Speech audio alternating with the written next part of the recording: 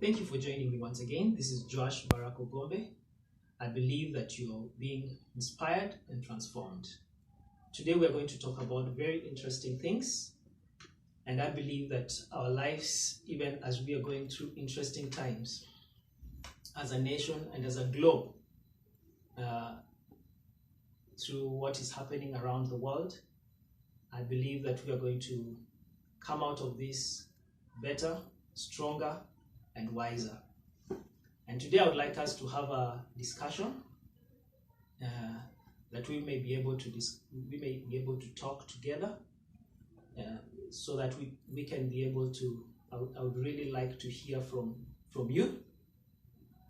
I really like to hear from you because you're quite important to me, and I value each and every one of you, especially concerning the topic that we are going to be looking today. One thing that I usually like saying that they can never be champions without challenges. For you to be a champion, you have to overcome a challenge. You can never be called a champion if you've not overcome a challenge. So even during this trying or challenging times that, like most people may think it, because I say that even if you're not infected, you're affected, because the most economies and we live in a global world, and we are intertwined in a way. And in a way, every one of us is affected. And if you're not affected, then you will be affected by seeing the plight of this and the sufferings of others that are going through it all around the world. And today we want to have a discussion together concerning this, so that we can be able, as we begin to talk together, we are able to overcome any challenge that comes against us, especially when we believe and trust in the Lord. And the first thing I want to look about challenges is every challenge has an opportunity. Every challenge that we are going through, there's an equal opportunity with it. Every challenge that you may be going through right now, there's an equal opportunity that comes with it. You may not see an opportunity right now within the challenge that you're going through, but I want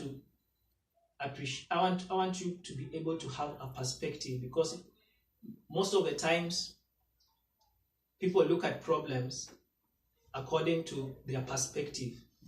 And if you have a positive perspective, you will look at the challenge positively. But if you have a negative perspective, you will lose hope, you will have despair, and you will not be able to overcome that which is coming against you. But today we want to look at that in every challenge, there is an equal opportunity. Look for the opportunities that are there. Every one of us, our lives have been changed. Things have changed in our lives. Even in my place, my children are at home.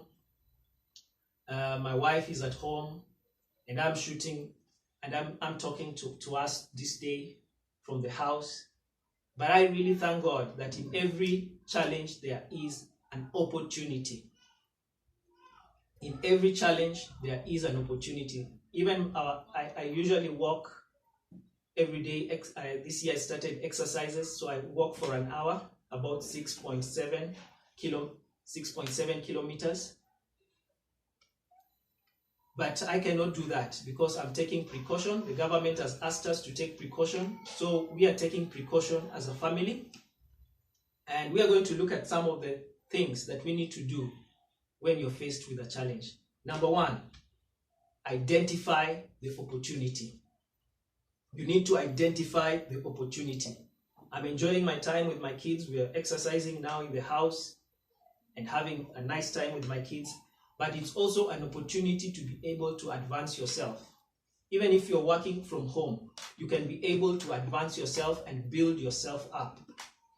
You're able to advance yourself and build yourself up. There are many things that you can be able to do. You're able to get a book which you can read. You're able to listen to a podcast like mine, or listen to a teaching that improves you in whichever area that you're working on right now.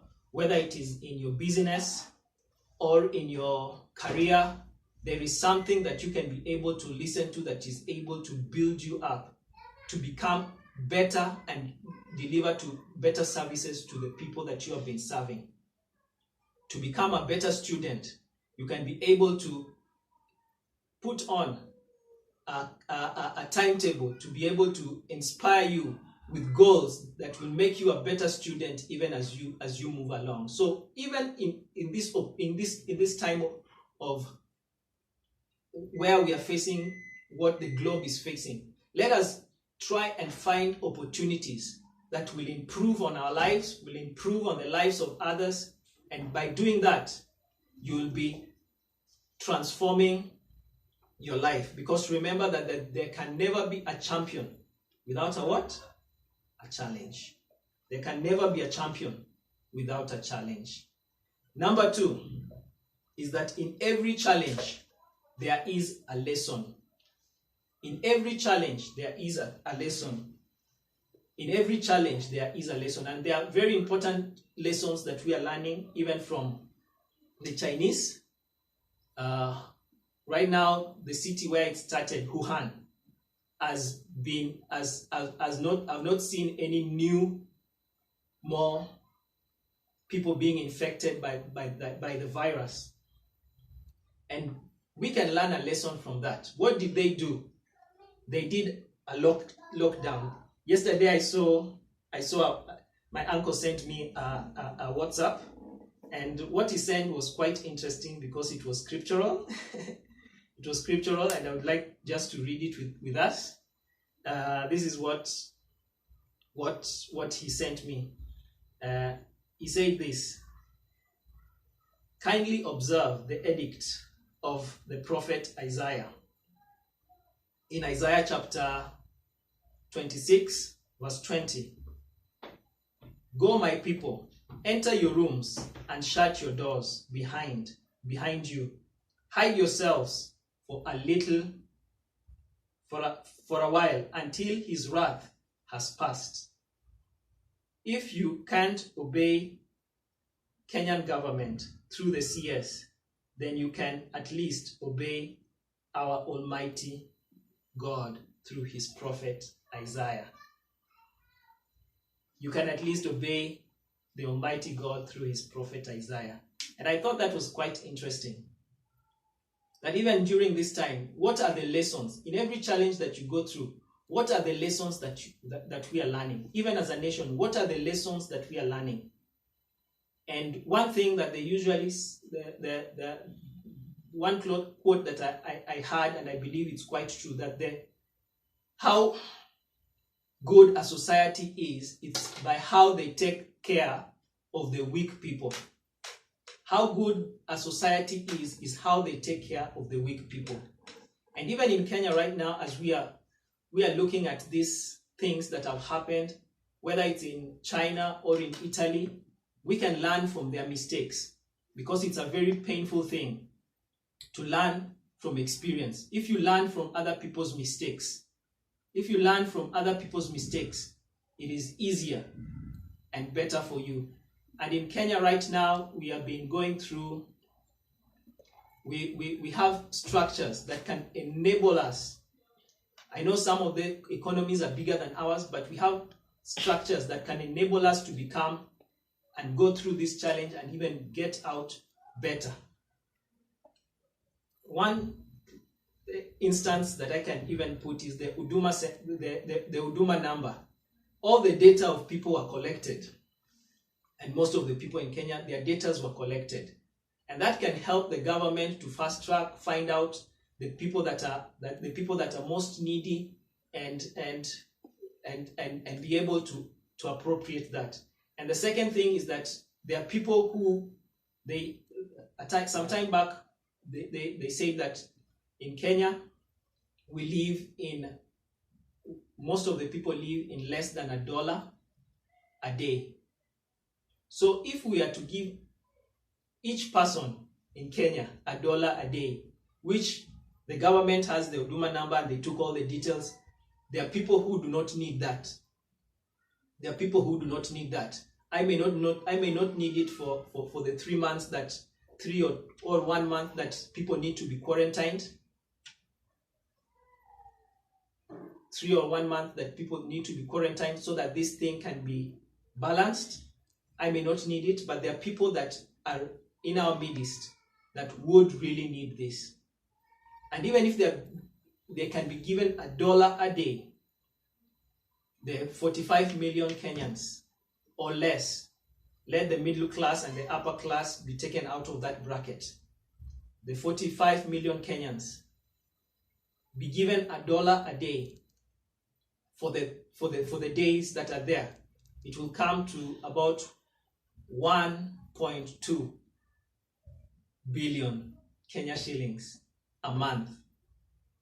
If we have a quarantine for one month, it will come to 1.2 billion Kenya shillings a month. If it's for 3 months, then it will go slightly higher. You can calculate that as you move on.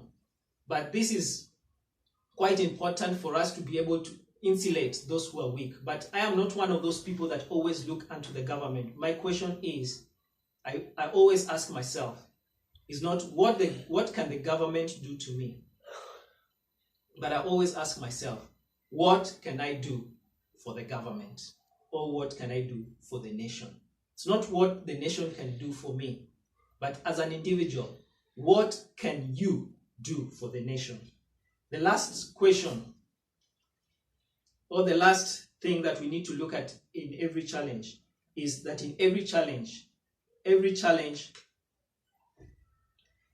looks at our character, or it tries our character. Your character is best known.